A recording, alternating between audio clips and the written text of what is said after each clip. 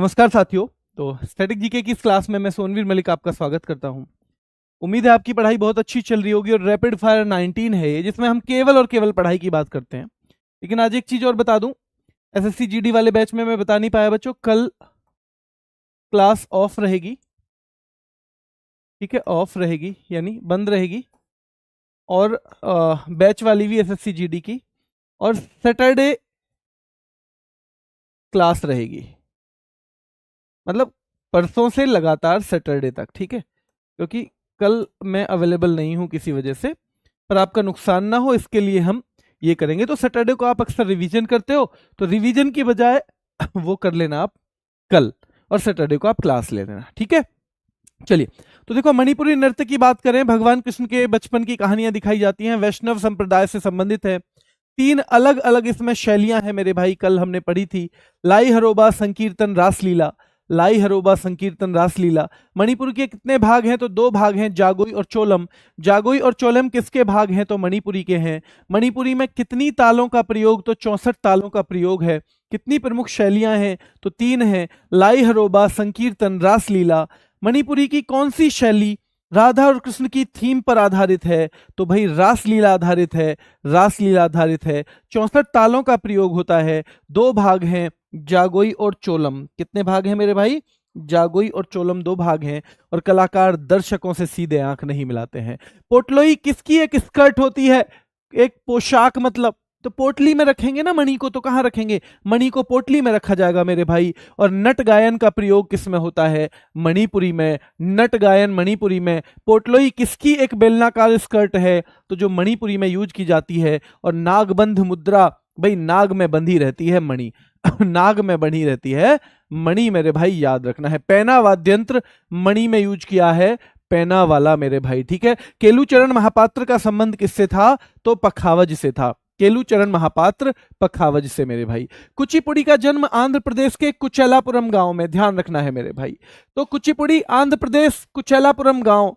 कुचेलापुरम कौन से जिले में है? सीधे सवाल पूछा जाए तो कृष्णा जिले में है कुचेलापुरम भाई। कुचिपुड़ी आंध्र प्रदेश, याद रखना है। कुचिपुड़ी का आधार क्या है? भागवत पुराण। जब भागवत और पुराण होती हैं तो भंडारा होता है, और भंडारे में भाई कच्ची पूड़ी खिला दी किसी ने, भंडारे में ही कच्ची पूड़ी खिला दी मेरे भाई, क्योंकि भागवत और पुराण होती है तो भंडारा होता ही है। ठीक है, कौन से नृत्य में पीपल की तस्तरी में पैर रखते हैं और नृत्य करते हैं? तो कुचिपुड़ी में। तो याद रखना, क्योंकि आप पूड़ी किस में खाओगे? थाली में, और थाली किसकी है? पीतल की, ऐसे याद हो जाएगा। ठीक है मेरे भाई। कुचिपुड़ी में कौन सा संगीत? तो कर्नाटक संगीत, क्योंकि साउथ इंडिया में यूज होता है कर्नाटक संगीत, और बाकी हिंदुस्तानी क्लासिकल डांस जो वो है, जो म्यूजिक जो है बाकी जगह यूज होता है। ठीक है, कुचिपुड़ी का आदि गुरु किसे माना जाता है? सिद्धेंद्र योगी को। सिद्धेंद्र योगी किसके आदि गुरु हैं? तो कुचिपुड़ी के हैं। कुचिपुड़ी के आदि गुरु कौन है मेरे भाई? सिद्धेंद्र योगी हैं मेरे भाई, सिद्धेंद्र योगी हैं, याद रखना है। ठीक है, चलिए। तो कुचिपुड़ी में कौन सा संगीत प्रयोग में लाया जाता है? कर्नाटक संगीत लाया जाता है। और कुचिपुड़ी का आदि गुरु किसे माना जाता है? सिद्धेंद्र योगी को माना जाता है। ठीक है, भामकल्पम की रचना किसने की? भामकल्पम की सिद्धेंद्र योगी ने। और ये किस पर आधारित है? कुचिपुड़ी पे। सिद्धेंद्र योगी, भामकल्पम, कुचिपुड़ी। भामकल्पम किस पर आधारित है? कुचिपुड़ी पर, और सिद्धेंद्र योगी ने इसकी रचना की है। कौन से नृत्य में नर्तकों को भगवत आलू कहते हैं? तो भाई भगवत जो है वो कच्ची पूड़ी भी खा रहे हैं और आलू भी, है ना। भगवत, याद रखना है, भागवत में कच्ची पूड़ी और आलू। कच्ची पूड़ी हम देख ही रहे थे, और आलू भागवत में ही कच्ची पूड़ी, उसी में आलू। भागवत में ही कच्ची पूड़ी और उसी में आलू, याद रखना है मेरे भाई। और कुचिपुड़ी में वाक यानी बोलकर, मूक अभिनय यानी चुप रह के अभिनय करके, और भाई शुद्ध नृत्य जो है इसका संयोजन वाला ये डांस है, यानी तीनों चीजें इसमें हो रही हैं। वाक भी हो रहा है यानी बातचीत भी, स्पीच भी हो रही है, माइम यानी कि मूक अभिनय भी है, और प्योर डांस यानी शुद्ध नृत्य भी होता है कुचिपुड़ी में। और भगवत जो है, भागवत में आलू और कच्ची पूड़ी मिलती है। सिद्धेंद्र योगी को आदि गुरु कहा जाता है, किसका मेरे भाई? कुचिपुड़ी का। और कर्नाटक संगीत यूज होता है, और पीतल की तस्तरी में पैर रखा जाता है, सब कच्ची पुड़ी की बात है। मंडूक शब्दम का यूज किस में करते हैं? हम कच्ची पुड़ी में करते हैं मेरे भाई। कच्ची पूड़ी में और तो और मंडूक, मेंढक और गिर गया एक।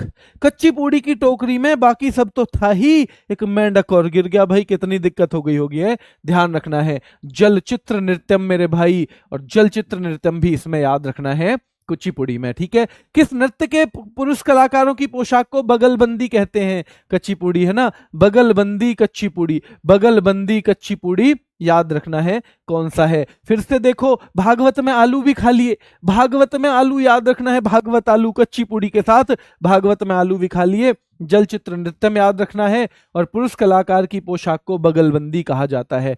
गुजरात में ध्यान रखना है, गरबा डांस है, भवई डांस है, टिप्पाणी है, डांडिया है। गुजरात में याद रखना है, गरबा है, भवई है, टिप्पाणी है, डांडिया है। गरबा है, भवई है, टिप्पाणी है, डांडिया है। रासलीला है, लाशा है, पणिहारी है, जुरिथन है, पणिहारी है, जुरिथन है। तो गरबा कहाँ का डांस है? गुजरात का है मेरे भाई, ठीक है। भवई कहाँ का है? गुजरात का। राठवा भी कहाँ का है? राठवा, राठवा आप देखोगे बाद में गुजरात में ही मिलेगा। राठवा कहाँ मिलेगा मेरे भाई? गुजरात में ही मिलेगा, याद रखना है, ठीक है। टिप्पाणी, गरीब आदमी जो गुजारा कर रहा है ना, गरीब आदमी जो बस गुजारा कर रहा है, उस पे कोई भी टिप्पणी कर देता है और कोई वो वापस जवाब दे तो डंडों से पीटते हैं, ठीक है।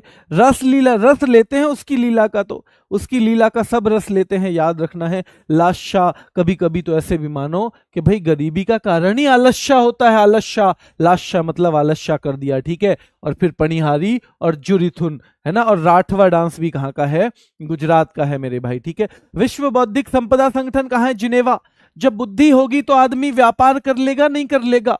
तो विश्व बौद्धिक संपदा संगठन है जिनेवा में, और याद रखना व्यापार संगठन भी जिनेवा में है। गेट भी जिनेवा में है, क्योंकि ये दोनों ही व्यापार से संबंधित हैं, ये दोनों ही व्यापार से संबंधित हैं, याद रखना है। इंटरनेशनल लेबर ऑर्गेनाइजेशन जिनेवा में है। इंटरनेशनल लेबर ऑर्गेनाइजेशन कहां पे है मेरे भाई? जिनेवा में है इंटरनेशनल लेबर ऑर्गेनाइजेशन। विश्व बौद्धिक संपदा संगठन जिनेवा में है, विश्व व्यापार संगठन भी जिनेवा में है। जब बुद्धि है वहां व्यापार होगा, व्यापार होगा तो लेबर भी तो चाहिएगी, लेबर चाहिएगी या नहीं चाहिएगी? बिल्कुल। वर्ल्ड इंटेलेक्चुअल प्रॉपर्टी ऑर्गेनाइजेशन, यानी कि जहां बौद्धिक संपदा है वहां पे फिर व्यापार भी चाहिएगा, और WTO और गेट दोनों व्यापार वाली संस्था, वहां पे तो लेबर भी चाहिएगा, तो लेबर ऑर्गेनाइजेशन भी जिनेवा में है, ठीक है। ये भी जिनेवा में है, याद रखना है। मौसम विज्ञान भी, भाई जहां इतनी सारी चीज है, मौसम का भी ध्यान रखना पड़ेगा, तो वो भी जिनेवा में। स्वास्थ्य का भी ध्यान रखना पड़ेगा, वो भी जिनेवा में है। स्वास्थ्य से संबंधित WHO भी है और रेड क्रॉस भी है, रेड क्रॉस भी है, और ये भी मेरे भाई WHO भी है, तो जिनेवा हो जाएगा। और जब याद रखना है, जब ये सब हो रहा है तो दूर संचार संघ, भाई दूर संचार भी याद रखना है आपको, ठीक है। फिर आपको कि जब ये रहा होगा, इतने लोग रहते हैं, तो वहां पर दूर संचार भी जरूरी है। क्या जरूरी है? दूर संचार, यानी घर वर अपने लोग बात कर सकें, ये काम भी वहां पर जरूरी है। तो दूर संचार संघ भी जिनेवा में है, सारे के सारे यहीं पे हैं, ठीक है। चलिए अगर बात करें हम, नोबेल पुरस्कार की घोषणा हुई 1900, कब दिए गए? पहली बार 1901 में। नोबेल फाउंडेशन की स्थापना 1900 में हुई। भाई अल्फ्रेड नोबेल हैं इसके संस्थापक, अल्फ्रेड नोबेल याद रखना है, उनकी याद में दिया जाता है, संस्थापक तो वो नहीं है, या मान भी सकते हो, क्योंकि उनकी मृत्यु के बाद उनकी वसीयत के आधार पे दिए जाते हैं, ठीक है। कहाँ के थे अल्फ्रेड नोबेल? तो ये स्वीडन के थे। अल्फ्रेड नोबेल ने एक बहुत महान खोज कौन सी की थी? बहुत बड़ी खोज जो उनकी मानी जाती है, डायनामाइट की थी। और अल्फ्रेड नोबेल की वसीयत के आधार पर पहली बार नोबेल कब दिए गए? 1901 में दिए गए। इनका जन्म कब हुआ? 1833 में हुआ। 1833, स्वीडन के हैं, स्वीडन के हैं, 1833 में जन्म हुआ, 1896 में मृत्यु हो गई। कब हो गई? 1896 में इनकी मृत्यु हो गई मेरे भाई, याद रखना है। धन मिलने, जो उनका धन था, उनकी वसीयत हुई कि उनके धन से जो ब्याज मिलेगा उस पर नोबेल पुरस्कार दिए जाएंगे। क्या ये 6 क्षेत्रों में दिए जाते हैं? हाँ जी दिए जाते हैं। क्या शुरू से ही 6 क्षेत्रों में दिए जाते हैं? नहीं, पहले तो बस 5 में दिए जाते थे। 5 कौन कौन से थे? क्या उसमें फिजिक्स था, केमिस्ट्री था? हाँ जी, 2 तो विज्ञान हो गई।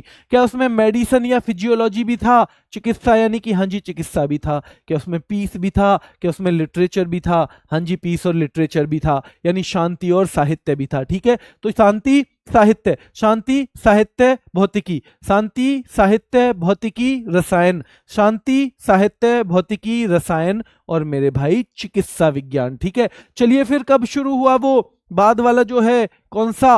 कौन सा मेरे भाई? तो वो जो है हम जिसे इकोनॉमिक्स का कहते हैं, 1967 में स्थापना हुई क्या? नहीं जी, 67 में तो घोषणा हुई। तो स्थापना कब हुई? 68 में। 68 में स्थापना यानी 68 में स्थापना, और 69 में क्या हुआ मेरे भाई? 69 में वो पहली बार दिया गया। 68 में स्थापना, 69 में पहली बार दिया गया। 68 में स्थापना, 69 में पहली बार दिया गया। ये सब हम पढ़ चुके हैं, ठीक है। 5 क्षेत्रों की राशि नोबेल फाउंडेशन, जब उन्होंने तो 5 की वसीयत की थी, तो उनके पैसे में से तो उन्हीं को तो दिया जाएगा।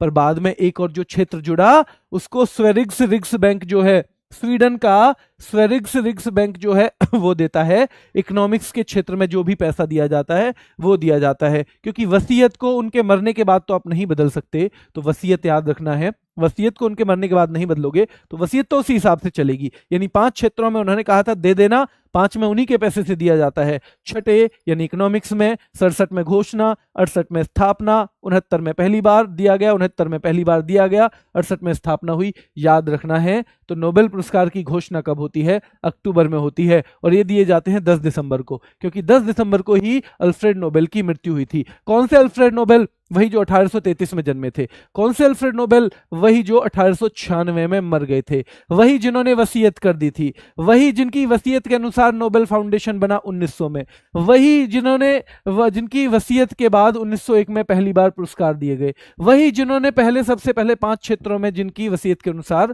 पुरस्कार दिए गए थे, वही मेरे भाई। कौन? Alfred Nobel. वही जिन्होंने डायनामाइट की खोज की थी, ठीक है।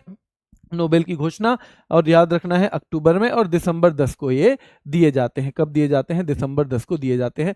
आज का सवाल है, विश्व पर्यावरण दिवस कब मनाया जाता है? तो विश्व पर्यावरण दिवस कब ऑब्जर्व किया जाता है मेरे भाई? आज का सवाल है। अगर आपको ये रैपिड फायर ठीक लगा हो तो एक आपका ऑफलाइन कमेंट चाहिएगा। अभी के लिए इतना ही, फिर मुलाकात करेंगे। धन्यवाद।